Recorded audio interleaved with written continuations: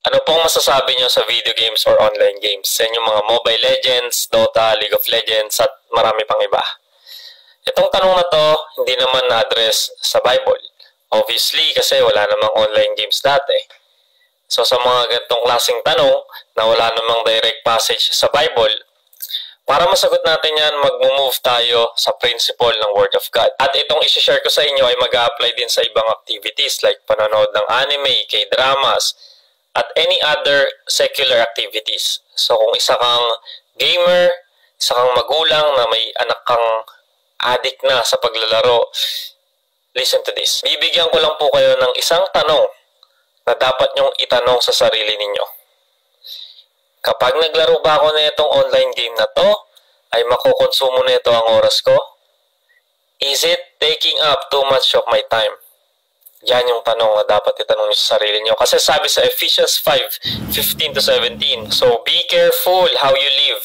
Don't live like fools, but like those who are wise. Make the most of every opportunity in these evil days. Don't act thoughtlessly, but understand what the Lord wants you to do. Malinaw na kailangan maging wise tayo sa paggamit ng oras natin. At ang delikado kasi dyan sa online games ay nakaka-addict.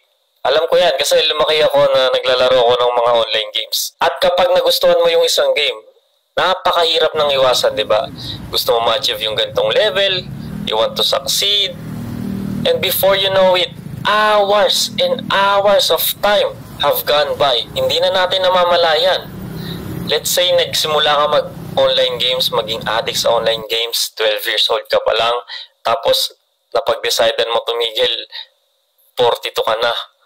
So, 30 years of your life. Isipin mo yon. Tanungin mo sarili mo, magiging proud ka ba humarap sa Panginoon sa Judgment Day? Tapos sasabihin mo sa Kanya, God, binigay mo sa akin tong gift of life. At 30 years sa earth, inilaan ko sa paglalaro ng online games. Hindi maganda, di ba?